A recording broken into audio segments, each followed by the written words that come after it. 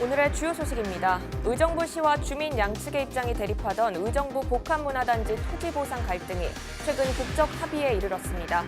이로써 복합문화단지는 하반기에 착공될 것으로 보입니다.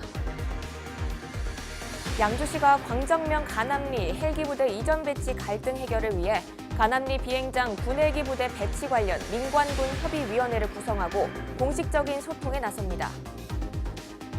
의정부시와 양주시, 동두천시가 경기도 내 교통 분야 최우수시로 선정됐습니다. 대중교통 분야와 교통 일반 분야에서 각각 좋은 평가를 받았습니다. 경기도가 자동차세 등 상습 체납 차량을 대상으로 1000여 대 번호판을 영치하고 이 가운데 560대는 2억 3,800만 원의 체납 세금과 과태료를 부과했습니다.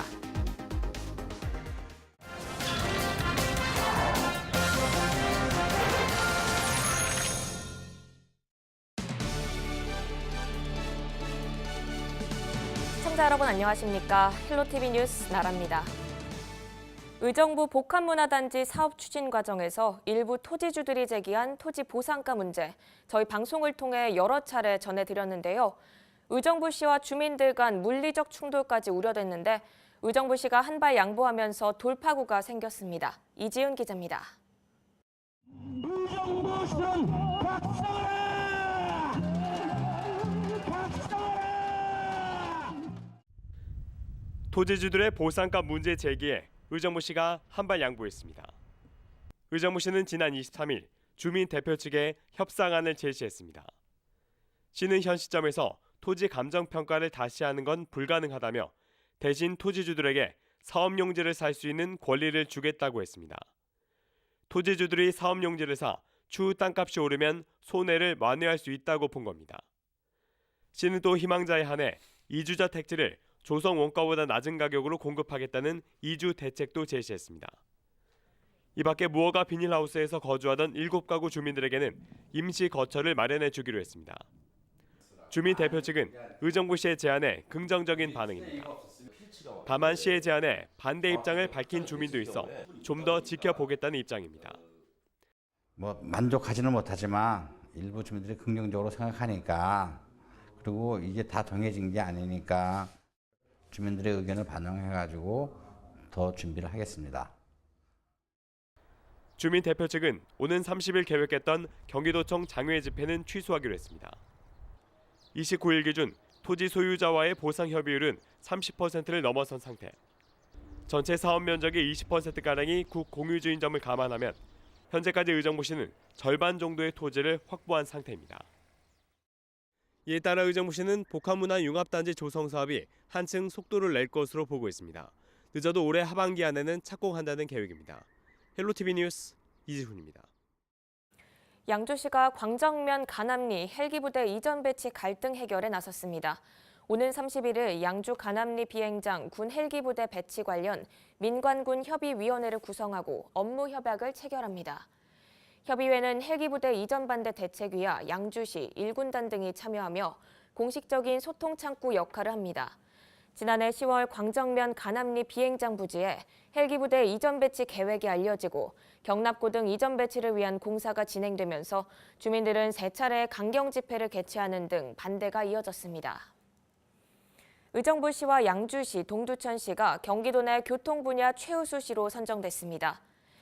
평가는 교통행정과 교통안전, 택시행정, 대중교통 서비스, 교통정보행정 등 5개 시책 분야 17개 항목 26개 지표를 종합적으로 검토해 진행됐습니다.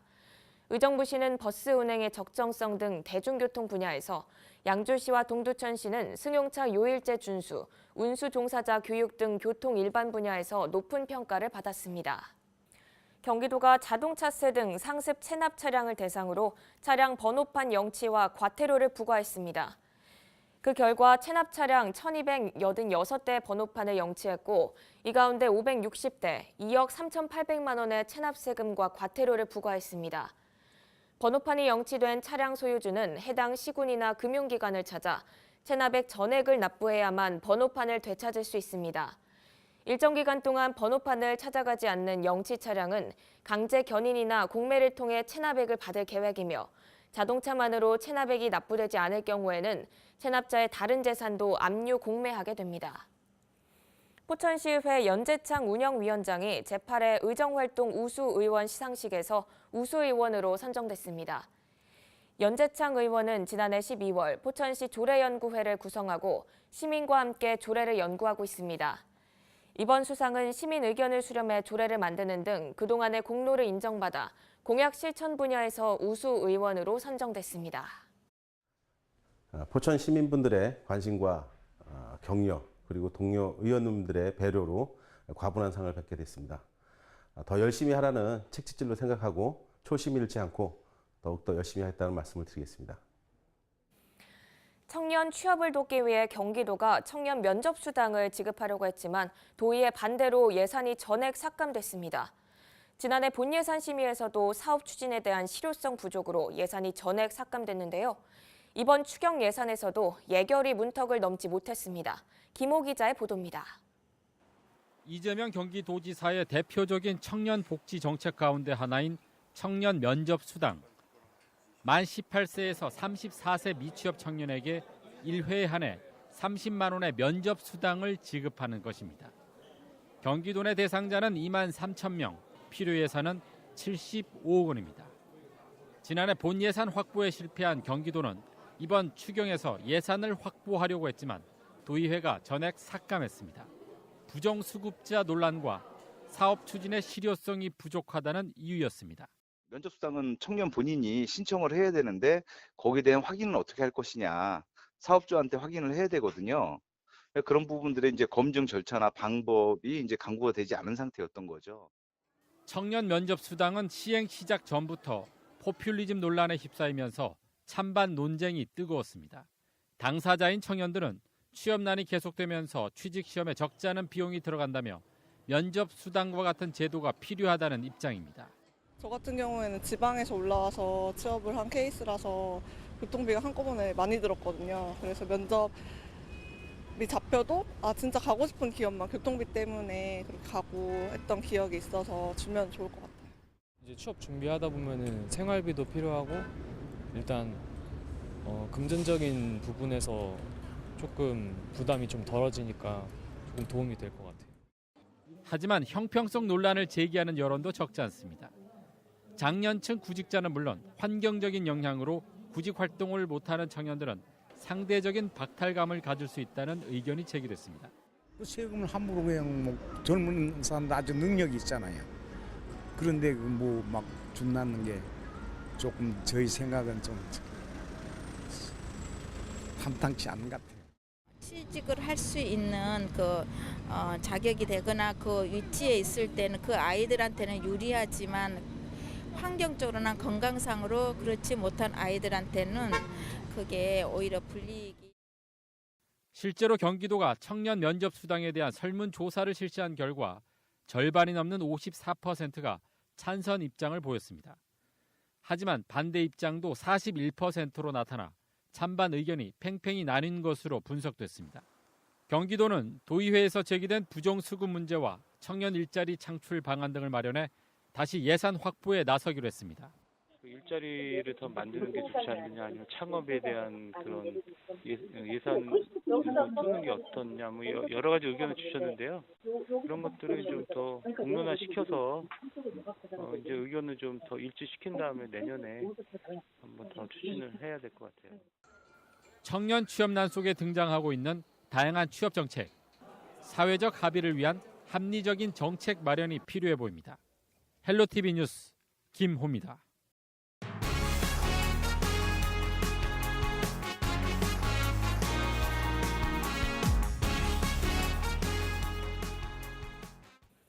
원도심 지역의 가장 큰 문제 중 하나가 바로 주차난인데요. 부천시가 주차장 확보를 위해 지역 학교들과 손을 잡았습니다. 부천시는 개별 학교들과 신무 협약을 맺어 주민들에게 학교 주차장을 개방하도록 한다는 계획입니다. 김진재 기자입니다. 부천시 중동의 한 골목길. 차량들이 도로 양쪽에 빼곡히 늘어서 있습니다. 주차할 곳을 찾지 못한 운전자들이 길가에 차를 세워둔 겁니다. 이곳은 중앙선이 표시된 양방향 통행로지만 보시다시피 양쪽에 주차된 차량들로 인해 차량 한 대만 지나다닐 수 있는 상황입니다. 특히 원도심 주택가는 주차 공간 부족으로 심각한 주차난을 겪고 있습니다. 이런 상황에서 부천시가 주차 문제 해결을 위한 대책을 내놨습니다. 부천시가 약대초등학교 등 지역 내 7개 학교들과 학교시설 개방에 대한 실무 협약을 체결한 겁니다. 시는 오는 8월까지 해당 학교들의 주차장에 차량 출차 시스템과 CCTV 설치 등을 마무리할 예정입니다. 이후 주민들은 신청 절차를 거쳐 주말과 저녁 시간에 학교 주차장을 이용할 수 있습니다. 아이들의 안전 부분이 가장 걱정을 하고 있어서 그런 부분들을 저희들이 어떻게 그 학부모들을 이해를 시켜드리나 해서 저희들이 이제 그 필요한 학교 시설이 어떻게 그 지역과 공유한다는 이런 부분들 안내를 드렸고 공유행정을 추진함으로써 주민들이 서로 상생하는 이렇게 아름다운 문화들이 정착돼가는 부분들은 전국적으로 상당히 그 좋은 사례로서 주차난을 겪던 주민들은 일단 반기는 분위기입니다. 주택이 많아가지고 주차 문제가 참 큰 문제였습니다. 이것이 해결이 된다니까 정말 좋은 소식이고요.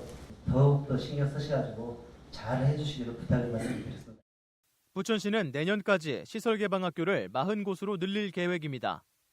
인천시 등 상당수의 수도권 지자체들이 주차난으로 몸살을 앓고 있는 가운데 부천시의 이번 대책이 주차난 해결을 위한 성공 사례가 될 수 있을지 관심이 주목됩니다. 헬로티비 뉴스 김진재입니다. 경기도의회 제335회 임시회 일정이 마무리됐습니다. 마지막 본회의에선 경기도가 제출한 1차 추가 경정 예산안 등 굵직한 안건들이 통과됐습니다. 추경을 반영한 올해 도 예산은 26조 5천억 원 규모입니다. 보도에 한선지 기자입니다. 경기도의회가 경기도 1차 추가 경정 예산안을 의결했습니다. 확정된 추경 예산은 2조 1,456억 원 규모로 당초 제출됐던 것보다 약 8.8% 증액됐습니다. 추경까지 포함한 올해 도 예산은 26조 5,187억 원입니다. 오늘 의결해 주신 소중한 예산은 1,350만 도민 모두에게 혜택이 고루 돌아갈 수 있도록 낭비 없이 투명하고 공정하게 집행하도록 하겠습니다. 이번 회기에선 추경안과 더불어 78개 안건이 심의를 거쳐 통과됐습니다. 경기도산 과일을 도내 어린이에게 간식으로 지원하는 내용의 식생활교육 지원조례 일부 개정 조례안과 공동주택과 도 산하기관에 공공조형물을 설치할 때 공모제를 의무 시행토록 하는 조례안 등도 처리됐습니다. 도는 이와 관련한 심의위원회와 검수단을 꾸려 건축물 미술작품을 전수조사하는 등 사업 취지에 맞게 제도를 투명하게 개선하겠다고 밝혔습니다. 이 밖에 경기 북부 활성화를 위한 양주 테크노밸리 조성의 신규 투자 동의안과 경기도립 정신병원의 관리 주체를 경기도 의료원으로 정하는 일부 개정 조례안도 가결됐습니다. 5분 자유 발언도 진행됐습니다. 경기도지사의 국무회의 참석을 계기로 경기도가 국정 참여의 폭을 넓히고 국가 정책 결정의 과정에 경기도민의 목소리가 적극적으로 반영될 수 있게 힘써 주실 것을 당부드립니다. 구리남양주 테크노밸리 사업이 한국지방행정연구원의 사업 타당성 조사 결과 때문에 큰 어려움에 처해 있습니다. 균형 발전을 위해 반드시 필요한 구리남양주 테크노밸리 사업에 힘을 보태 주십시오. 2018년 예산 결산 등이 예정된 경기도의회 제336회 정례회는 다음 달 6월 11일에 열립니다. 경기주TV 한선지입니다. 경기도가 도심 내에서 규제를 받지 않는 이른바 규제 샌드박스가 적용되는 국내 첫 드론 실증 도시 조성 사업지로 선정됐습니다. 도는 이번 공모 선정으로 화성시 향나읍 일대에서 주 야간, 고도 제한, 비행 시간 등의 제약 없이 비행 테스트를 할 수 있으며 국토부로부터 사업비 10억 원도 지원받게 됐습니다. 테스트 분야는 폐기물 업체와 공사 현장 모니터링, 산업단지 대기질 측정, 도심 속 불법 주정차 단속, LTE 영상 중계 등입니다. 국토부는 2019년 드론 규제 샌드박스 공모 사업 최종 대상지로 경기도와 제주도를 선정했습니다. 경기도는 아프리카 돼지열병의 국내 유입 방지를 위해 외국인 밀집 지역 식품 판매 업소를 대상으로 현장 홍보를 진행하고 있습니다. 도는 최근 중국에서 국내로 입국하는 여행객의 소시지, 순대 등 휴대 축산물에서 아프리카 돼지열병 유전자가 17건 검출되면서 추가 예방 활동에 나섰습니다. 불법 휴대 축산물을 국내에 무단 반입할 경우 6월 1일부터는 개정된 기준에 따라 최대 1,000만 원의 과태료가 부과됩니다. 아프리카 돼지열병 발생 국가 등 수입금지 국가에서 불법 축산물을 국내에 유통 판매한 경우에는 10년 이하의 징역 또는 1억 원 이하의 벌금의 처벌을 받게 됩니다. 경기도는 방과 후 초등학생을 대상으로 작은 도서관 아이돌봄 지원 사업을 진행합니다. 프로그램으로 독서 토론, 부가트 등을 진행하며 작은 도서관이 돌보미 역할을 할 수 있도록 할 예정입니다. 운영 시간은 학부모들의 퇴근 후 이동 시간을 고려해 오후 7시까지 운영됩니다. 도는 올해 시범 운영 결과를 보고 내년에 지속 확대 여부를 결정할 예정입니다. 경기도가 민선 7기 출범 1년을 맞아 5개국을 새로 만드는 등 조직 개편을 시행합니다. 신설되는 5개국은 공정국과 노동국, 보건건강국과 미래성장정책관, 도시정책관 등입니다. 또 한시기구였던 철도국은 철도항만국으로 이름을 바꿔 상시기구로 운영됩니다. 이번 개편으로 22실국 6담당관 135과였던 조직은 25실국 6담당관 140과로 변경됩니다.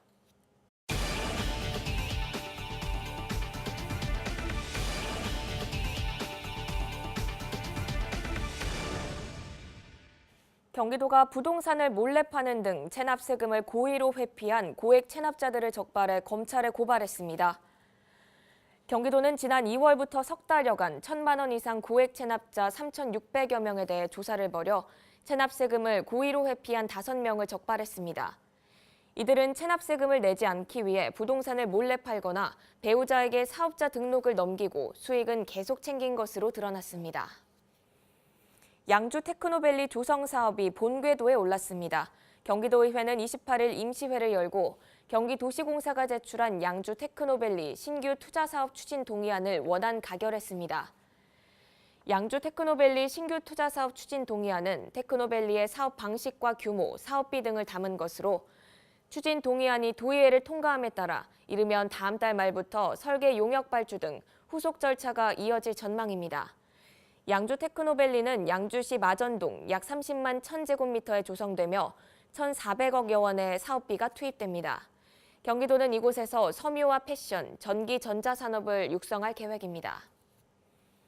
의정부시가 반환 미군기지와 예비군 훈련장에 아파트 건설을 추진합니다. 아파트 건설이 예정된 미군기지는 캠프 카일과 캠프 라과디아 두 곳입니다. 의정부시는 또 호원동 예비군 훈련장에도 아파트 단지를 조성할 계획입니다. 의정부시는 이 같은 내용을 담은 미군기지와 주변 지역 발전 종합계획 변경안을 경기도에 제출했습니다. 경기도는 다음 달 5일 의정부시에 관련 공청회를 연 뒤 행정안전부에 승인을 요청할 계획입니다.